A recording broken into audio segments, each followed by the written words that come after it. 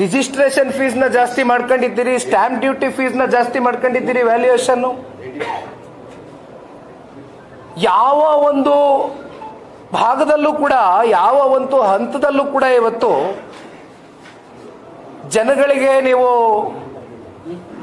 ಜೀವನ ಮಾಡ್ತಕ್ಕಂಥದ್ದಕ್ಕೆ ಸೂಕ್ತವಾದಂಥ ಒಂದು ಸಂದರ್ಭ ನೀವು ಸೃಷ್ಟಿ ಮಾಡೇ ಇಲ್ಲ ಕಳೆದ 2 ವರ್ಷದಲ್ಲಿ.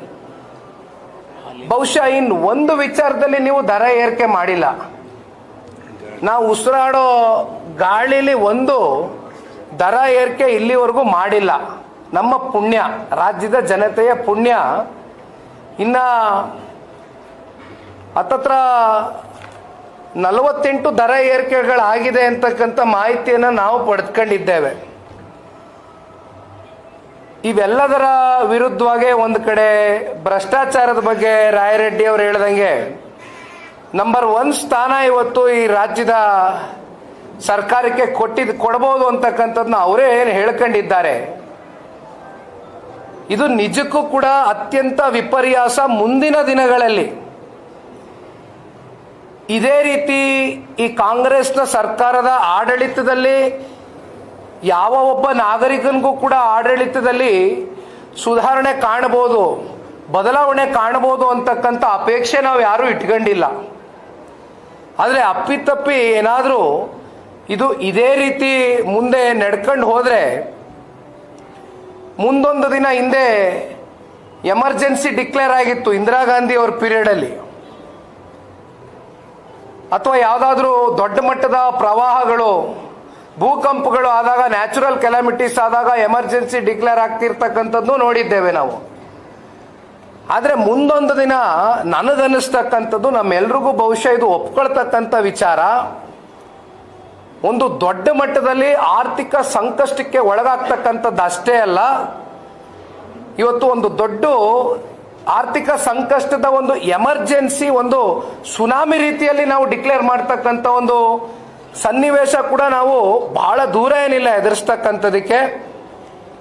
ಇದು ಕೂಡ ಕನ್ನಡ ನಾಡಿನ ಜನತೆ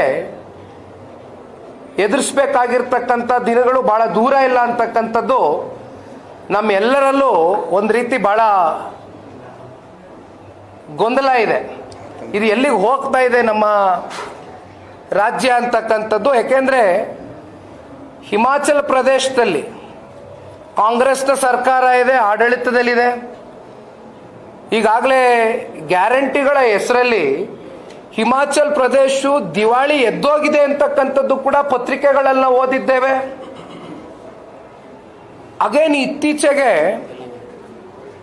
ತೆಲಂಗಾಣದ ರಾಜ್ಯಕ್ಕೆ ಸಂಬಂಧಪಟ್ಟಂತೆ ತೆಲಂಗಾಣದ ಮುಖ್ಯಮಂತ್ರಿಗಳು ಸ್ವತಃ ಒಂದು 3/4 ಗಂಟೆ 1 ಗಂಟೆಗಳ ಕಾಲ ಒಂದು ಇಂಗ್ಲಿಷ್ ಚಾನೆಲ್ ಒಂದು ಸಂದರ್ಶನದಲ್ಲಿ ಅವರು ಹೇಳ್ತಾರೆ,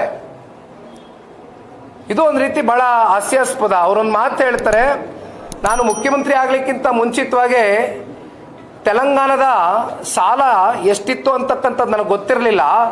ನಾನು ಮುಖ್ಯಮಂತ್ರಿ ಆದ ನಂತರ ನನಗೆ ಗೊತ್ತಾಗ್ತಾ ಹೋಯಿತು ಒಳಗಡೆ ಎಷ್ಟು ಸಾಲ ಆಗಿದೆ ಅಂತ.